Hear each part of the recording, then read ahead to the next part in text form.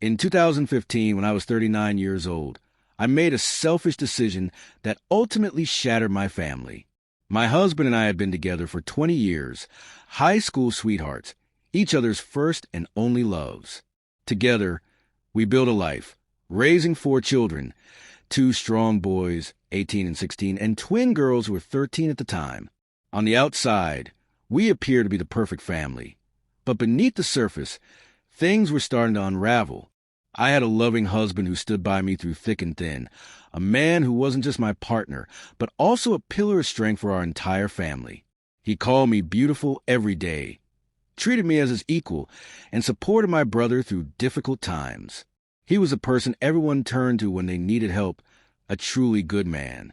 Over the years, I had gained weight and struggled with self-consciousness, but my husband never stopped showing me affection. He always told me I was beautiful, even when I didn't feel it myself. We rarely argued, and when we did, it was usually about intimacy. He wanted more closeness than I was willing to give. I thought it might be early menopause, as I often felt detached and uninterested. Despite our attempts to reconnect through dinners, dancing, and walks, I remained distant. For my 39th birthday, I decided to make a change.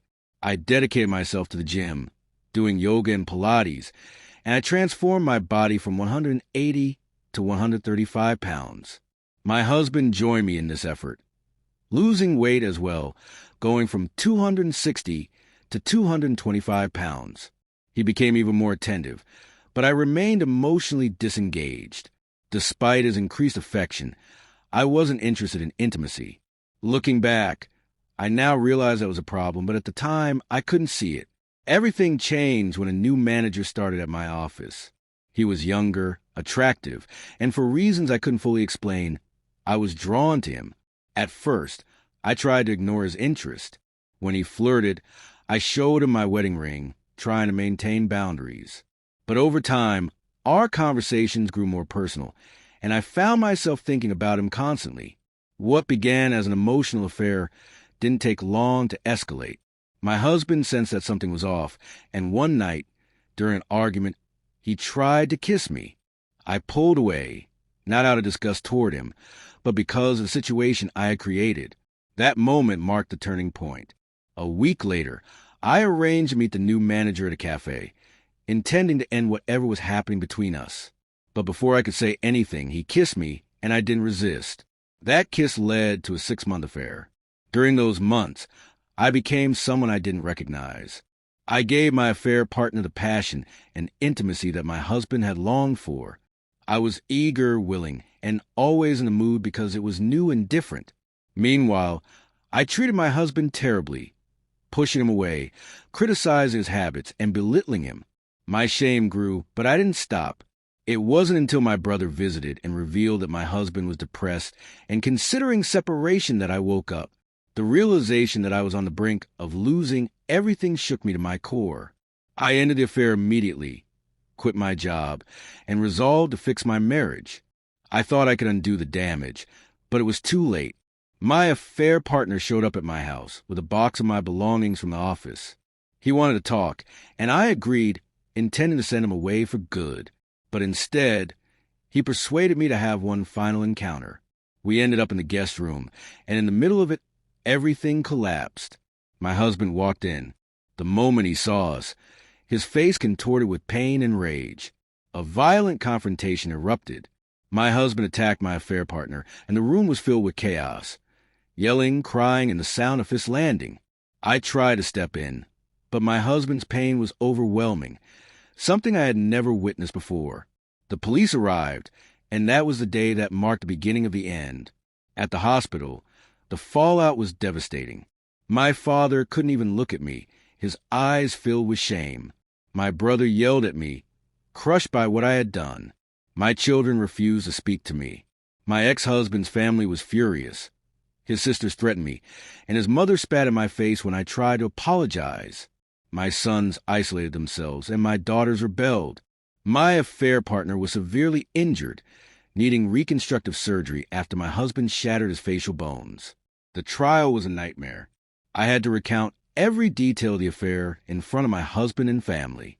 My husband's testimony revealed that he had planned a surprise romantic weekend for us, only to walk in on me with another man. His pain, captured in a recording of his 911 call, was unbearable to hear. I had destroyed him. In the aftermath, my life unraveled. I lost my job, my family, and my dignity. I faced public shame and legal battles. My children distanced themselves, refusing to speak to me. My brother cut me off, and even lifelong friends turned their backs on me. I sank into a deep depression, overwhelmed by guilt. Therapy forced me to confront the harsh truth. I had taken my husband for granted, reducing our marriage to something transactional. My selfishness had cost me everything. Years passed in silence. My children visited their father regularly, but barely acknowledged me. My brother's anger never faded, and my father refused to speak to me. My ex-husband suffered in prison, and when he was attacked by another inmate, my brother's words haunted me. "You did this." Now, nearly a decade later, I live with the consequences of that one selfish choice. My children have grown, but the distance between us remains. My ex-husband's pain is a constant reminder of what I did. Every day, I carry the weight of my betrayal, knowing I destroyed the people I loved most. When my kids came back home, I felt a strange sense of relief and joy, though it was mixed with confusion. My son's unexpected return filled the house with a renewed energy, and I didn't question why. I simply cherished having them around again. For 4 months, our home was alive with their presence, a stark contrast to the emptiness I had grown used to. In those precious moments, I did everything I could to convey my apologies and express my remorse for the damage I caused. Despite my efforts, my gestures were often met with silence. It was painful, but I accepted it as part of the process. Slowly, the silence began to fade. Conversations started off tentative at first, but soon became more frequent. Every word, every story they shared became a source of joy and hope. My eldest son opened up about his relationship, revealing that he had been dating someone for over a year. My second son proudly talked about his achievements on the college track team. Even my twin daughters, who have been the most distant, began engaging with me again. These glimpses into their lives filled me with deep gratitude, but also intensified my self-loathing. Watching them smile, hearing their laughter, sharing meals, every moment brought back memories of what we once had. I realized how much I had missed those simple yet profound family moments. As August approached, I was especially excited for the twins' senior year, which coincided with their 18th birthday. I enthusiastically planned a birthday celebration, thinking it would be a fresh start for us. But when my daughters asked if we could change the date, I was confused. When I inquired why, one of them bluntly said, "Because Dad is throwing us a party, and I don't want you near him." The words hit me like a punch to the gut. Shocked, I asked when their father had been released. They told me he had gotten out in April for good behavior. Tears welled up as I realized the reason they had been around more. They weren't here for me. They were here because he was back.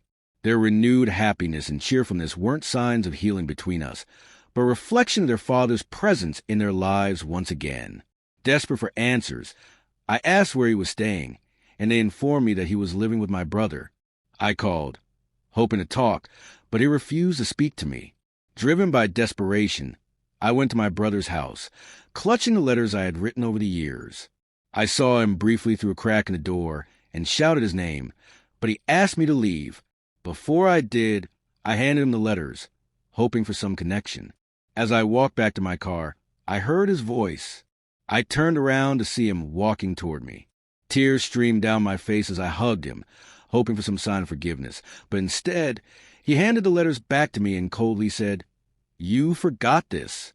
His words were like daggers. I stood there crying as he walked away, begging him to talk to me, but he didn't. My children watched from the door, their expressions void of any love. In that moment, I realized the truth. They were merely tolerating me. Yet despite everything, I still cling to the hope of fixing things. I want to tell them how selfish I was, how much I miss them, and how deeply sorry I am for destroying our family. I long for forgiveness, for them to see me as they once did. More than anything, I want our children to see us together, to have our family whole again. But deep down, I know I don't deserve it. Even if by some miracle we reconcile, it will never be the same. My selfish actions have left scars that time may never heal.